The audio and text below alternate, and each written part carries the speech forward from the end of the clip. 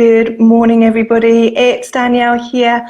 Thank you very much to Susie for the invitation and for everybody here for having me this week. The topic this week is around letting go of busyness. So, a particular area of letting go that I'm going to be talking about. But my sense of letting go is that it is a significant part of transformation. And often we may be letting go into what I call the void. So the place from which you are letting go of the old and the new hasn't yet arrived, and you're sort of letting go into nothingness. And sometimes that can be quite a daunting and challenging part of transformation when you're letting go into the void.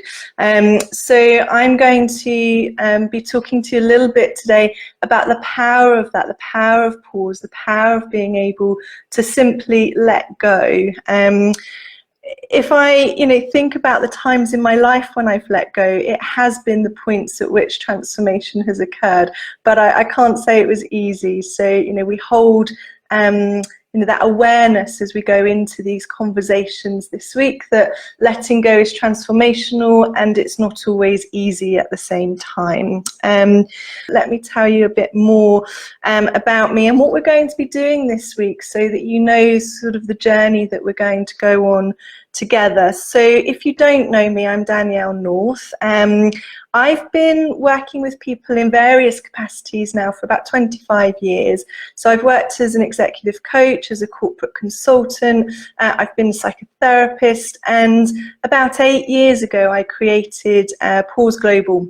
So Pause is a business for busy leaders. We help business leaders to get the one thing that HR can't provide and money can't buy, which is time, such a precious resource. And as part of that, we run amazing retreats all around the world, and we also offer executive coaching for leaders. And Pause is based on my book. So actually I've got 3 books, but the main book is Pause, and the retreats have been run in places like the UK, Italy, Singapore, Australia, Bali, and attended by leaders from lots of large organisations like HSBC, Mars, BP, the United Nations. So we've got a very simple philosophy in Pause, which is, if you're going to perform in a world that's speeding up, sometimes you need to slow down. So it's pretty simple.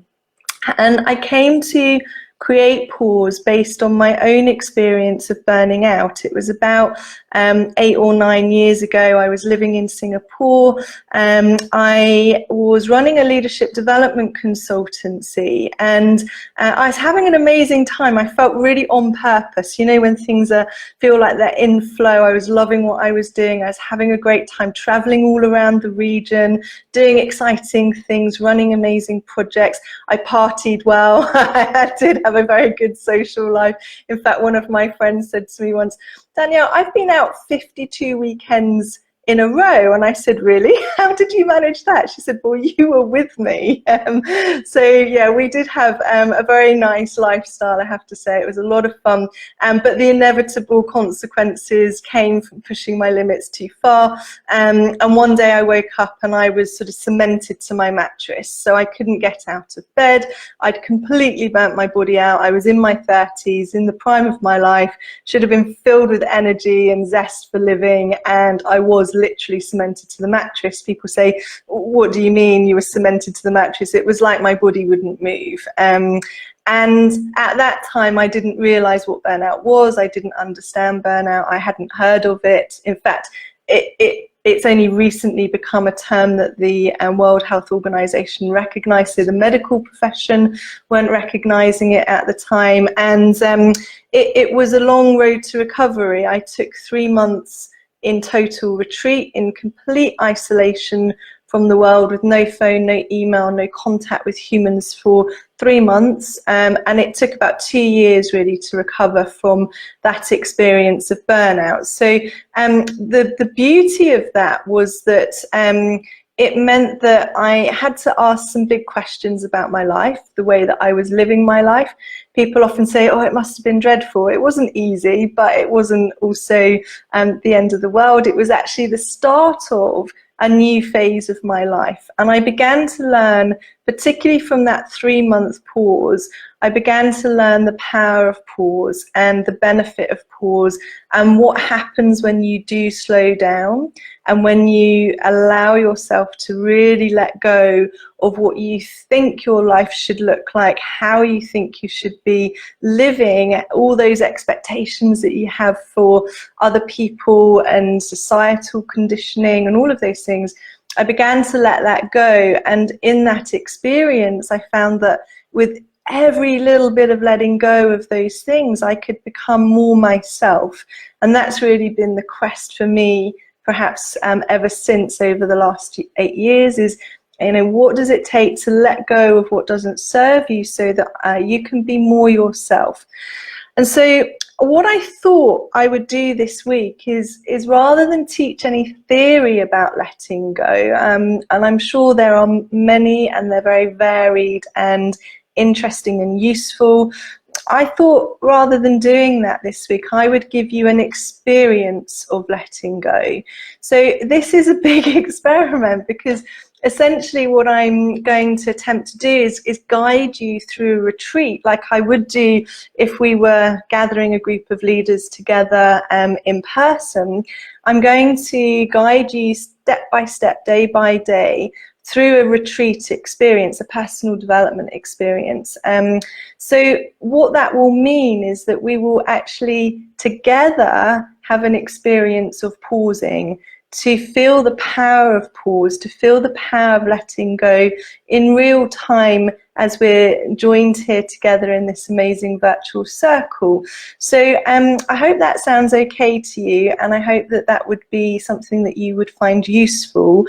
But keep talking to me throughout this process. If there are questions you have about pause, if there are things that you want to know about how to pause, if there are particular topics you want me to cover, I'm very open to collaborating with you this week and making this week as useful as possible in this incredible community.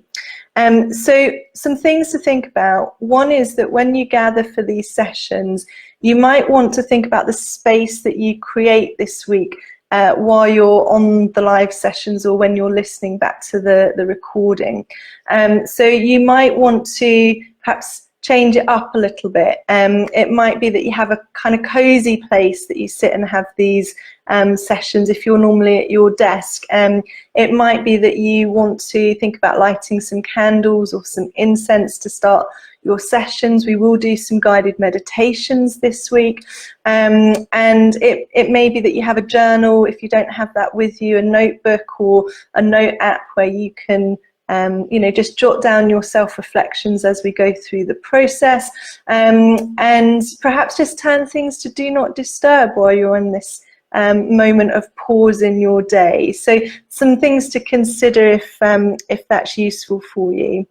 So we're going to look at some different areas this week. Today is the power of pause. I've already started to touch on what I see the power of pause is, that ability to really come back home to you, to your essence and who you are. Tomorrow I'm going to look at something called Life is Not Linear.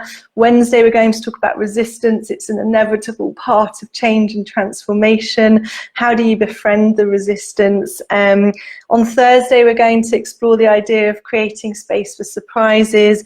And on Friday, you know, how do you come out stronger? And whilst I realise that doesn't tell you very much about, you know, what we'll actually do, expect that each session will include a guided meditation so that you can begin the experience of letting go of busyness, which got me thinking about the idea of busyness, and particularly Gordon's comment the other day about procrastination, and you know, that I was saying that's its own type of busyness. That I think sometimes we can have an idea or a perspective or a point of view on what we think busyness is, and when I've done talks in live settings, sometimes people kind of come up to me at the end and they say busyness isn't really my problem, it's actually getting started that's, you know, something that I have a challenge with. So I thought I would just talk a little bit about the different kinds of busyness. So obviously there is the sort of busyness where you're involved in tasks,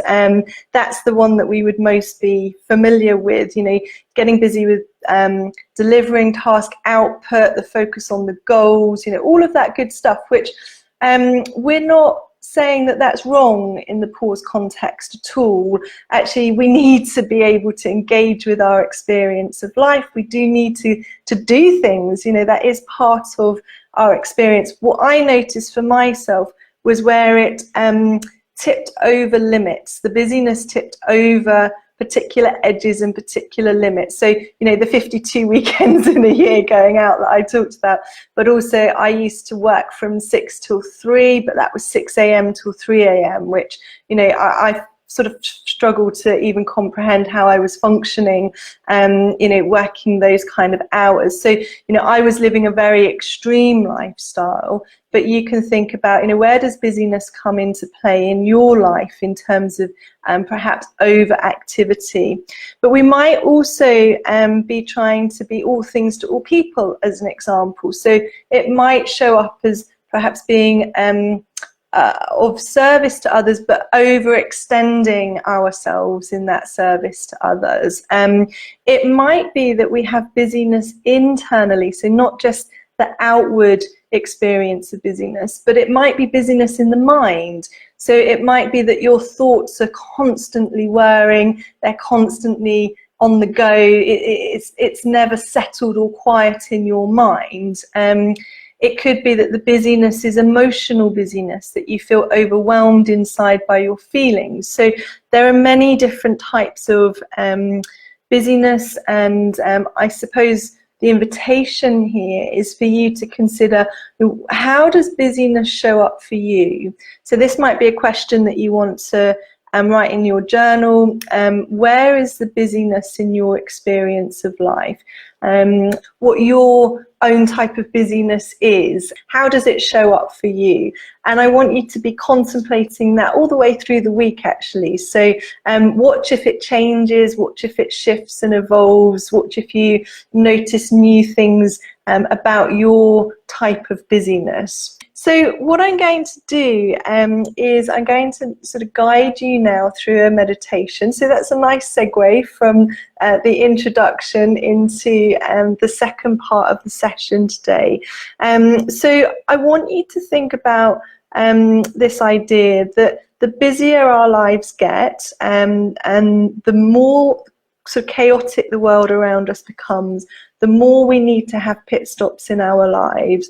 So this week I'm going to offer you these little pit stops. I want you to think about pause as though it's like a deep inhale. So in that kind of experience of pausing, it allows you to listen to your own wisdom. Remember, I was saying pause can help you come back to yourself. It's a moment where you can really give yourself permission to just gently unravel, to really let go. And when you pause, it provides you with the space that you need to think and to breathe again. So pause is also a reminder of everything that's good in your life, and the things that fuel your passion and the things that inspire you. So often our attention is focused on this outside experience of life, on the things we have to achieve and on the demands of daily life, but pause is much more of an inner journey, being able to slow down. And if you've spent a lot of time focusing on the outer world, you might wonder, well, how do I go inwards? What is that? How do you actually shift your attention inwards? But don't worry about that. This week I'm going to guide you from the outer world to the inner world, and I'll help you to do that day by day. So as I said, think about the area of busyness that's your particular kind of busy, and to start to think about, just really with kindness and with compassion, with care and consideration for yourself, what is it that you might like to let go of as you go through this experience this week? And today I'm going to just guide you through a breathing exercise. So it's an exercise to help calm your central nervous system. It's really good for settling a busy, overworked mind. Some of you will be familiar with it. For some of you, it will be very new to you. We're going to do a kind of breathing where the exhale is going to be a little bit longer than the inhale. And when we do this, what happens is the vagus nerve, which is a nerve that runs from the neck down to the diaphragm, right through the central column of the body, and the vagus nerve begins to send a signal to your brain. And what it does is it shifts your nervous system from the sympathetic nervous system, which is our flight and fight nervous system, to the parasympathetic nervous system, which is the one that allows you to rest, relax, digest. So often in modern living, even in this global pause, the sympathetic nervous system can become elevated and switched on for too long, and this can make it very difficult for us to slow down, let go, and switch off. So when we activate the parasympathetic nervous system, your breathing begins to slow, your heart rate drops, your blood pressure lowers, and your body begins to be put into a state of calm.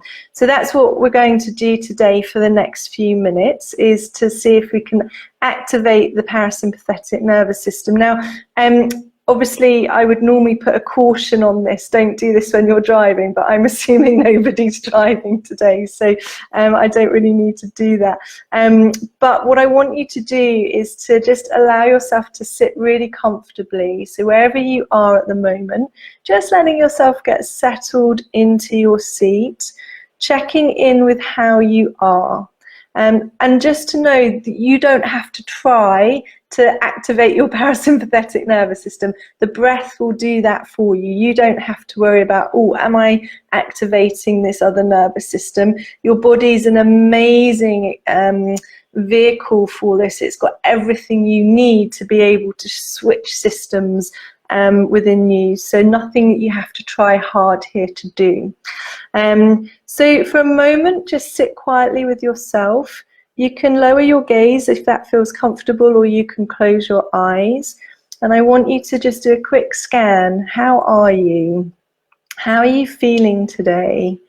I want you to consider the quality of your energy. Is your energy empty and low, or is it feeling really full and vital?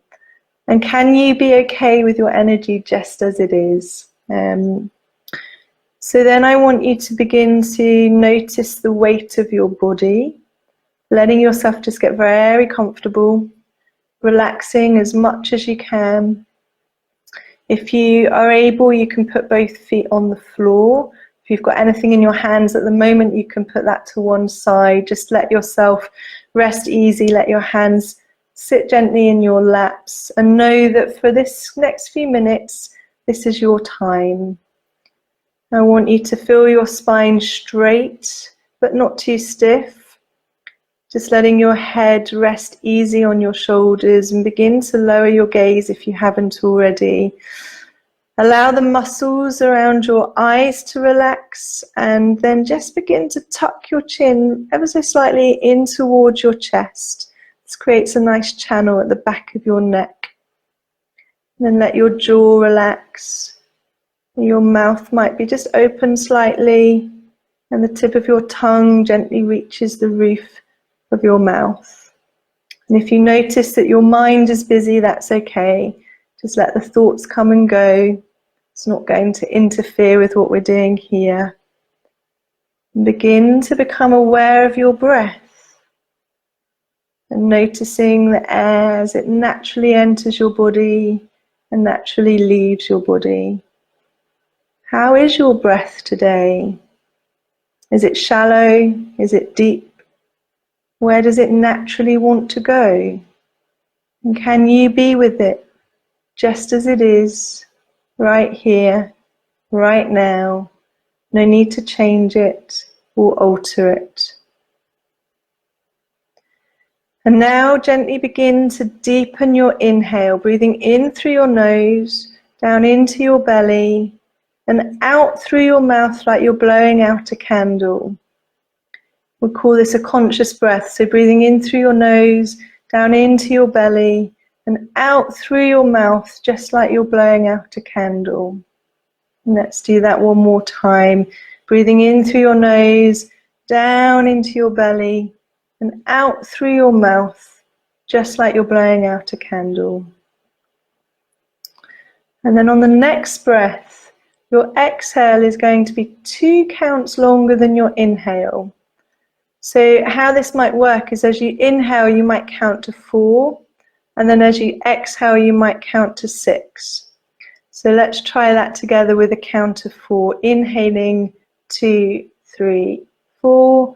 Exhaling 2, 3, 4, 5, 6. Now each person's breath is going to be different. We all have a different lung capacity. So you're going to need to experiment with the count that suits you and find your own rhythm. But you can't get this wrong. It's just counting and breathing.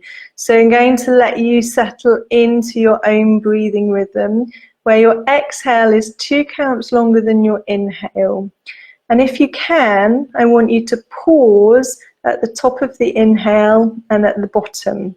So it would look like this. You would inhale for 4, so 2, 3, 4, pause. Exhale for 2, 3, 4, 5, 6, pause. Inhale for 2, 3, 4, pause. Exhale for 2, 3, 4, 5, 6, pause. Okay, does that make sense? So just allow yourself to try that for a moment in your own time, settling into your own count. I'm doing 4 and 6, but see what works for you. And as you breathe out, so just counting for yourself, if you want to add the pauses in, you can. If not, don't worry. Just making sure that exhale is 2 counts longer than your inhale. And as you do that, I want you to exhale out any tension in your body. So you can experiment with exhaling tension from the jaw. You can exhale tension from your shoulders. Exhale any tension in your legs. And really softening your whole body with your exhale being 2 counts longer than your inhale.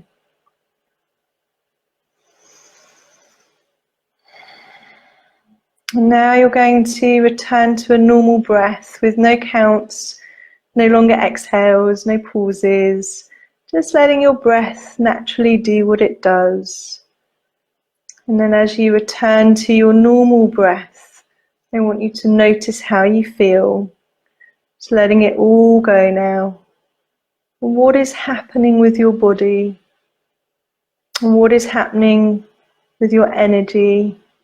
Is it the same? Has it changed? And can you be with it all just as it is? So we're coming to the end of your pause today. If you have your eyes closed and you feel comfortable to do this, you can rub your hands together, just generate some heat, placing your hands over your face and your eyes, letting some warmth seep into your skin, and then opening your eyes behind your hands and letting the light gently trickle through. And in your own time, you can remove your hands when you're ready. So we're going to end there for today, but an opportunity for you between now and the session tomorrow to practice this breathing. So this is a tool that you can use. We call these micro pauses. So there were 2 types of breathing that we did today. The conscious breath, which was the deep inhale down to your belly and out through your mouth. And you want that exhale to really come out of your mouth. We're often holding our breath. And then the other was the one to reset the sympathetic nervous system. So the count on the exhale is 2 counts longer than the inhale. So I hope you've enjoyed your pause experience today. And if you've got questions, please ask me in the Facebook group. I'd be really happy to continue the conversation there. Have a wonderful day, everybody. Bye.